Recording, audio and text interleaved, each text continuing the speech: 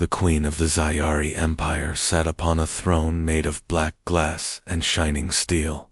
Her palace floated above the capital world like a crown in the sky, a fortress and a monument to her power. From here, she looked down upon her empire, hundreds of planets, billions of subjects, and armies so strong that few dared to stand against them. To her people, she was more than a ruler. She was a living legend. Yet even legends have stories they do not believe. In the queen's great hall, her advisors often whispered of the old myths. They spoke of a race that had once wandered the stars, beings called humans. According to the oldest records, humans were small compared to giants like the Dravik or the scaled Korathi. Yet they had fought with such courage and cunning that even mighty empires feared them. It was said that humans could survive any hardship, that they never gave up, and that when all hope was lost, they became the fire that turned defeat into victory. But those were only stories. No one had seen a human in centuries. Their worlds had gone silent, their ships vanished, their names erased from maps. The galaxy moved on, and the queen dismissed the tales as nothing more than ancient superstition. Humans are myths, she told her court one evening, her voice echoing through the chamber. Stories to frighten children or give weak races. Hope we, the Zyari, are the true rulers of this galaxy, and we shall remain so. Her words were met with laughter and cheers. To the court, the queen was always right. Still, deep in her heart, there was a faint unease. She had grown up hearing the stories too. As a child, she remembered the old nursemaids telling her bedtime tales of the ghost warriors called humans. They were not described as the tallest, nor the strongest, nor even the smartest, but they were said to have something that could not be measured, spirit. A spirit so stubborn that it terrified even the gods of war. But such things could not be real. The queen was certain. Her empire was built on control, on order, on strength. The Zyari had erased rebellions, crushed rivals, and bent every race they met into obedience. Nothing stood against them. Nothing ever lasted, and yet, the myth of humans lingered like smoke in the corners of history. When she traveled to conquered worlds, she sometimes saw the desperate eyes of slaves whispered the same word, human, as if clinging to a forgotten savior. Some even painted symbols of the man outline of two hands held together, or a flame burning in the dark. When she saw this, the queen scoffed. Foolish creatures, she thought. They cling to ghosts because they fear facing the truth, but that small unease never truly left her, for every story she heard about humans ended the same way. When they appeared, things changed. Entire wars shifted, empires trembled, kings fell, and then, one day, humans were simply gone. No war announced their end, no disaster marked their fall. They disappeared from the galaxy like a whisper. Some claimed they had destroyed themselves. Others said they had left the galaxy entirely, searching for something greater. No one knew, and perhaps that was what made the myths so powerful, the silence after their departure. The queen dismissed it all. Her empire was strong, her armies unmatched. She ruled through fear and loyalty alike. To her, there was nothing left in the stars to challenge her throne, but she was wrong, because destiny had a strange way of weaving forgotten myths into the present, and though she could not yet see it, the day was coming when the queen herself would stand face to face with the very thing she denied, a human. The war with the Dravik had been raging for months. The Dravik were massive, reptilian creatures, covered in dark scales, their voices like thunder, their claws sharper than steel. They were one of the few races who dared to challenge the Zyari Empire. To the queen, their rebellion was not just an insult, it was a direct challenge to her throne. She moved with her armies to the front lines, not because she needed to, but because she wanted her enemies to see her power with their own eyes. Wherever she went, her soldiers carried cages filled with captured enemies. The broken faces of those prisoners served as reminders to everyone. Resist the Ziari, and you will kneel. One night, as she inspected the cages, something unusual caught her attention. Amid the beaten and weary prisoners, there stood one figure, unlike the rest. He was tall, but not monstrous like the Dravak. His body bore scars, his hands were chained, his face dirtied by blood and dust. Yet he stood upright, his back straight, his eyes unbroken. Those eyes. The queen frowned. The others looked away from her, trembling before her gaze. But this one did not. His eyes, though tired, burned with something she had not seen in a long time, defiance. Her guards pushed him forward.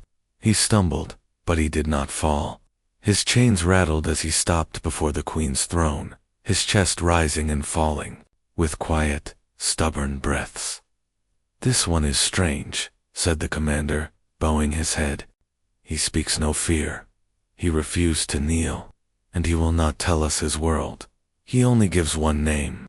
The queen tilted her head, her curiosity sharp. "And what name is that?"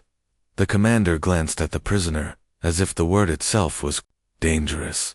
"He claims he is human." The queen's court erupted in laughter. "Human?" One advisor sneered. "The old myth. Perhaps he has gone mad." Another chuckled. "A liar who hopes to frighten us with fairy tales."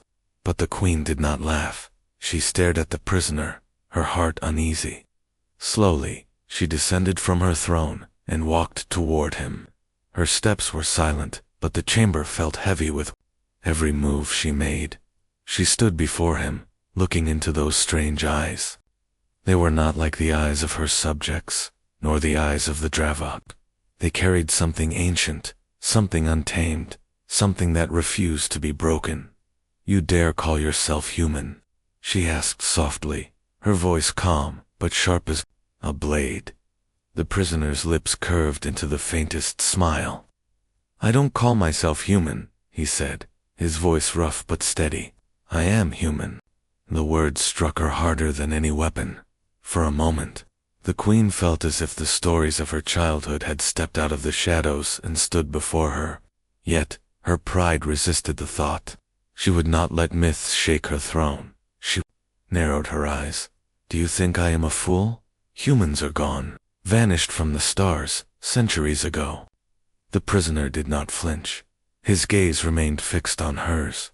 "We don't vanish," he said slowly. "We endure, always." The hall grew silent. The courtiers stopped laughing. Even the guards shifted uneasily, as if those words carried more weight than chains or crowns. The queen turned sharply, her cloak swirling behind her. "Take him away," she ordered. The guards dragged the prisoner back toward the cages, but as they pulled him, his eyes never left hers. That defiant fire followed her, burning into her thoughts long after he was gone. She returned to her throne, but her heart was unsettled. She had seen countless enemies, broken, beaten, begging for mercy. But this one, he was different. For the first time in her reign, the queen felt something she could not explain, not fear, not doubt, but the sense that perhaps, just perhaps, the myths were not dead after all. The queen could not sleep that night. She lay on her grand bed of silk and crystal, but her mind refused to rest. The prisoner's eyes haunted her. In her life, she had seen countless warriors, beasts bred for war, soldiers who thought themselves unbreakable, generals who swore loyalty until the moment they begged for their lives. None of them had looked at her the way he did. There was no fear, no submission, only defiance, wrapped in a strange calmness, as though he carried something far greater than chains or pain. She turned over, frowning. "Impossible," she told herself. "He cannot be human. Humans are dead. They are myths." And yet, his words replayed in her mind. "We don't vanish. We endure. Always." The next morning, she summoned the guards. "Bring the prisoner to me, alone." The court looked at her in surprise, but none dared to question her command. Soon, the man was dragged before her again, his chains clinking against the cold floor. This time she dismissed the guards and the courtiers. The grand hall felt empty, the light from the high windows casting long shadows across the floor. It was just the queen and the prisoner. She circled him slowly, studying him as if he were a puzzle. His body was scarred, his muscles lean but hardened. His face carried exhaustion, yet his eyes remained sharp, like embers refusing to die out. "You are bold," she said finally, "to speak such lies in my presence." The man smiled faintly. "It is not bold to speak the truth." The queen stopped walking, narrowing her eyes. "Then tell me, human, if you are what you claim, why did your kind vanish from the stars? Why do we hear nothing but silence from your worlds?" The prisoner lifted his head, meeting her gaze without hesitation. His voice was quiet, but it carried a weight that made the vast hall feel small. "Because we don't vanish," he said again. "We endure in silence. We wait. We learn. And when the time comes, we return." The queen's heart skipped a beat. She tried to hide it with a laugh, but even to her own ears, the sound felt thin. "Return? From where? From shadows and ghosts?" His smile deepened, though it was tinged with sadness. "From wherever we must. Humans don't belong to one world or one empire. We carry ourselves in every fight, every struggle, every soul that refuses to give in. Even now, in the darkest corners of the galaxy, my people live. You just don't see us." His words unsettled her more than she wished to admit.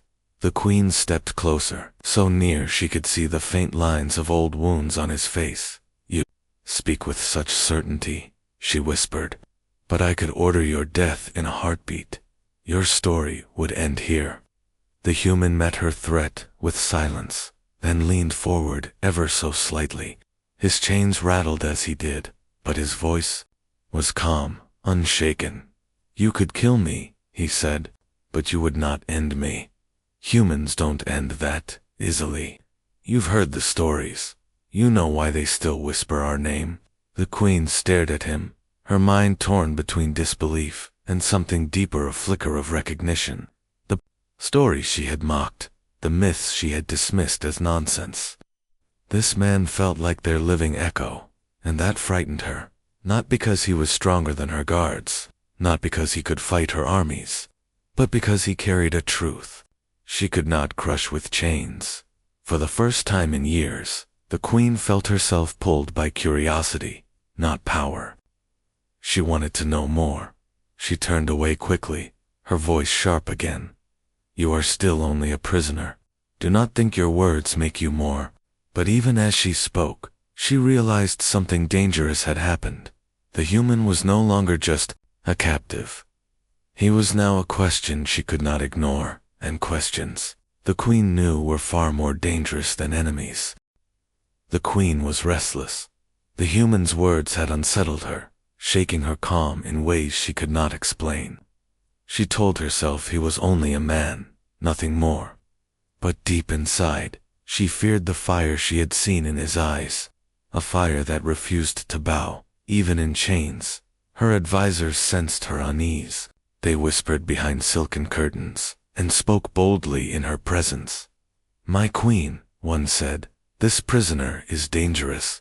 If he truly believes he is human, then his lies may spread among the weaker races. They already cling to old myths. He could ignite rebellion. Execute him at once," another urged. "Let his blood wash away these foolish tales." The queen raised her hand, silencing them. A cruel idea formed in her mind. She would not kill him quickly. No, she would prove to all that he was nothing more than a man with foolish pride. "Prepare the arena," she commanded. The arena was a place of fear. A colossal pit carved from stone, lined with cages and high walls. Thousands gathered to watch as prisoners were thrown against beasts bred for war. It was entertainment for the empire, and a lesson for the conquered. Resistance always ended in blood. The queen arrived with her court, her cloak trailing like shadow behind her. Trumpets echoed as she sat upon the throne overlooking the pit. The crowd roared, their voices rising like thunder. Chains rattled as the human was led into the center of the arena. His hands were bound, his body still marked with scars from battles long past. Yet he walked with steady steps, his head high, his eyes scanning the pit with calm defiance. The queen leaned forward. "Let us see if myths bleed." The gates of the arena opened. From the shadows emerged 3 war beasts creatures, twice the size of the human, with thick scales, jaws filled with razor teeth, and claws that dug deep into the stone floor. They were monsters born for killing, trained to tear apart anything in their path. The crowd screamed with excitement. They expected the human to die quickly, to be torn apart like all the others before him. The queen watched closely, her heart cold. This would be the end of her curiosity. This would prove to her that humans were only stories. The beasts roared and charged. The human did not run. He moved with a swiftness that shocked even the guards. His body twisted, barely dodging the first beast's jaws. He grabbed a broken chain that hung loose from the arena wall and swung it with all his strength. The metal struck across the creature's eye, making it howl in pain. The crowd gasped. No prisoner had ever struck back like this. The second beast lunged, but the human rolled aside, dirt and blood smearing across his body. He grabbed a stone from the floor and smashed it against the creature's snout with brutal force. It staggered back, dazed. The third beast leaped, claws outstretched. The human turned at the last second, letting the monster crash into the ground. He climbed onto its back, wrapping the chain around its throat, pulling with every ounce of strength in his scarred body. The beast thrashed, roared, clawed at the air, then fell silent. The arena shook with silence.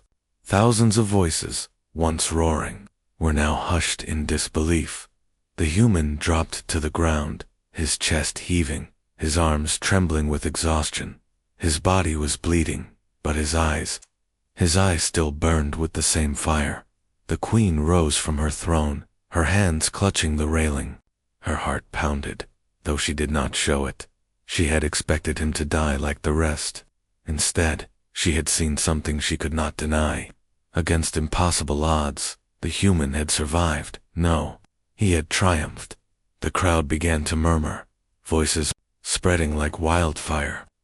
The word echoed through the arena, soft at first, then louder, until it filled the air. Human, human, human. The queen clenched her jaw. For the first time in her reign, fear crept into her chest. Not fear of the beasts, not fear of her enemies, but fear of the truth. The myths were alive, and they stood before her, breathing, bleeding, unbroken. The palace was quiet that night. The cheers of the arena were long gone, but the echo of that one word still haunted the queen's ears. Human, human, human. The crowd had shouted it not in fear, but in awe. They had not seen a broken prisoner.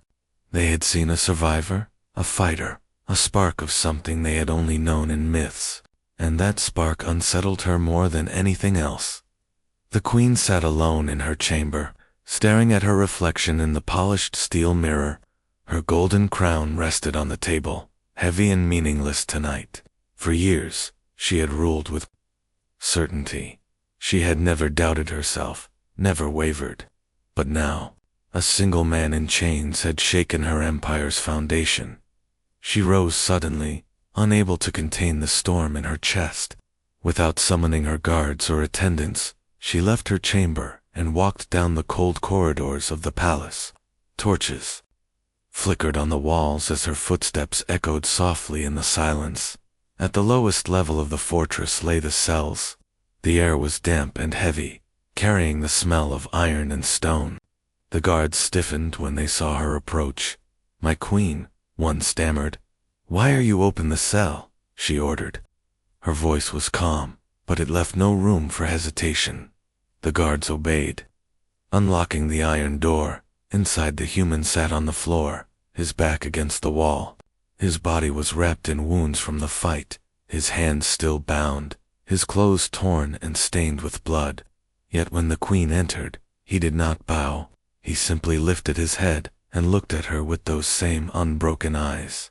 "You should be dead," she said softly, her voice echoing in the narrow chamber. The human gave a faint smile, though pain lined his face. "I should be," he admitted. "But humans don't give up. Not when others would. Not when the odds say we should fall. That's what we are." The queen stared at him, feeling her throat tighten. She wanted to call him a liar, to dismiss his words as arrogance. But deep inside, she knew it was not arrogance. It was truth. She stepped closer, lowering her voice. "Tell me, why? Why fight when you cannot win? Why endure when everything is against you?" His eyes softened, and for the first time, she saw something more than fire. She saw warmth. "Because someone always needs us to," he said. "We don't fight for crowns, or for empires, or for glory. We fight for each other. For the one beside us. For the one who cannot fight. Even when it hurts. Even when it breaks. Us." The queen felt her chest ache. She had ruled her people through fear, through power. She had crushed rebellion and silenced hope. And yet, this man spoke of fighting for something she had never truly understood, for others, not for oneself. For a long moment, neither spoke. The silence wrapped around them like a fragile thread. Finally, the queen whispered, almost against her will, "The stories. They said humans had a spirit that even the stars could not break. I thought it was a lie." The human leaned back against the wall, his voice low but steady. "It's not a lie. It's who we are. You can chain our bodies. You can break our bones. But you cannot kill what makes us human." The queen turned away quickly, afraid he might see the doubt in her eyes. She was not supposed to feel this pull toward his words, this ache in her chest. She was a queen, untouchable, unshaken, and yet a prisoner in chains had made her question everything. When she left the cell, the guards looked at her, expecting orders, but she gave none. She only walked back into the night, her heart heavy with a truth she did not want to admit. For the first time in her life, the queen wondered if strength was not in crowns, armies, or empires, but in the unbroken heart of a human. The queen's court was restless. Whispers filled the great hall, like the rustle of 1,000 leaves. Advisors gathered in groups, their voices sharp and fearful. The story of the arena had spread beyond the palace, carried through the markets and streets. The word human was now being spoken in every corner of the empire, and the queen knew the whispers could not be silenced. Her advisors knelt before her throne, their faces pale with unease. "My queen," one began, his voice trembling. "This prisoner is dangerous. The people talk of him as if he is more than a man. Already, slaves look to him with hope. Hope is poison, Majesty. It spreads faster than fear." Another advisor stepped forward, his tone harsher. "The myths should remain buried. Execute him, now, before his presence awakens rebellion. One drop of his blood, and the story ends." The queen listened, her hands gripping the armrests of her throne. She wanted to agree. It would be easy, so easy to end him and silence the myth once and for all. Yet when she closed her eyes, she saw his face in the cell, his words echoing like thunder in her heart. "You can chain our bodies, you can break our bones, but you cannot kill what makes us human." No sword, no army, no empire had ever unsettled her as much as those words. Still, her pride forced her lips to form the order. "Prepare the execution," she said coldly. The advisors bowed deeply, relief flashing in their eyes. But destiny did not give her the chance. That very night, the Dravik struck. The enemy, furious from their defeats, launched a surprise assault on the capital world. Massive warships descended through the skies, their cannons burning the horizon with fire. Explosions shook the palace, and screams echoed through the streets. The queen's guards rushed into the throne room. "Majesty, the Dravok are here. They have broken through, our defenses. The palace walls trembled as the sound of battle thundered outside. Armored soldiers stormed the corridors, their reptilian forms tearing through Zayari defenders. The queen's loyal guards tried to shield her, but they were outnumbered, overwhelmed. For the first time in her reign, the queen felt true danger. The Draviks were not prisoners in a cage.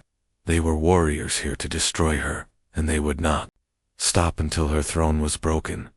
She ran through the halls, her crown heavy on her brow, her breath sharp with fear. She had ruled through strength all her life, but in that moment, she felt the weight of weakness pressing down on her shoulders. At last, the Dravik cornered her in the lower halls of the palace. Her guards had fallen one by one, their blood staining the marble floors. She stood alone, her back against the wall, as three massive warriors approached. Their jaws opened in cruel smiles. The queen raised her chin, forcing herself not to tremble. If this was her end, she would meet it with dignity. But deep inside, she knew her empire, her power, her pride, all of it, would die with her in that dark hall. And then, a sound shattered the moment. The crash of chains breaking. From the shadows of the dungeon corridor, a figure emerged. Scarred, bleeding, but unbroken. The human Dot, the guard's weapons still clung to his shattered chains, but he no longer wore them. He had broken free, not with keys or help, but with the sheer strength of will that burned inside him. Without hesitation, he charged at the Dravak. His fists struck like iron, his movements fast and precise. The warriors, expecting an easy kill, faltered as he fought with a ferocity they had never seen. One fell with a crushed throat. Another staggered back with shattered ribs. The last roared, but the human leaped upon him, dragging him to the ground with strength, born not of size, but of determination. The queen watched, frozen in shock. This myth was fighting not for freedom, not for vengeance, but to protect her. The very ruler who had caged him, mocked him, nearly ordered his death, and yet, he stood between her and death without hesitation. When the final Dravik fell, silence filled the hall. The human stood in the flickering torchlight, his chest heaving, his body bloodied, but his eyes burning as bright as ever. He turned to her, and for a moment, neither spoke. The queen's heart pounded, her breath uneven. She had ruled with the belief that strength was hers alone. But tonight, her life belonged not to her armies, nor to her throne. It belonged to a human. The palace lay in ruins. Smoke rose from shattered towers, the scent of fire and blood filling the air. The battle against the Dravik had been brutal. Their forces had cut through the capital like a storm, leaving scars on the city that would never be forgotten. And yet, the queen lived. She lived not because of her armies, not because of her throne, not because of the empire she had built with fear. She lived because of him, the human. He stood at her side, wounded and scarred, but still unbroken. His chains were gone, his body bloodied, his breaths heavy, but his eyes burned with the same fire she had seen from the very first day. The fire that could not be crushed, no matter the weight of the world. For a long time, she said nothing. She only looked at him as though seeing something impossible made real. At last, she spoke, her voice low and trembling. Why? The human turned his gaze toward her, his expression calm despite the exhaustion written on his body. Why, what? Why save me? She asked. Her hands shook as she gripped her cloak tighter. I caged you. I mocked you. I nearly ordered your death. You owed me nothing. His answer came without hesitation. Because someone had to. The queen frowned, not understanding. Someone had to, even for me. Yes, he said. His eyes softened, though the fire in them never dimmed. That's what it means to be human. We fight for each other, not only for those we love, not only for those who deserve it, but because life itself matters, even when it's hard, even when it costs us everything. The queen felt her heart ache, as though his words had pierced a place inside her she had long buried. All her life, she had ruled through fear. She had believed strength came from crowns, armies, and power. But this man, standing before her with no weapons, no crown, no empire, he was stronger than any ruler she had ever known. Tears stung her eyes, though she fought to hide them. All my life, she whispered, I believed humans were only myths, stories told in the dark. I thought they were gone. The human gave her a tired smile. That's the thing about us. We're easy to forget, until you need us most. The word struck her harder than any blade. She lowered her head, her crown slipping slightly to the side. For the first time, the queen of the Ziari bowed not to a conqueror, not to a god, but to a man in chains who had shown her what true strength was. The silence between them was heavy, but it was not the silence of fear. It was the silence of understanding. When her advisors returned, their faces pale from battle, they froze at the sight.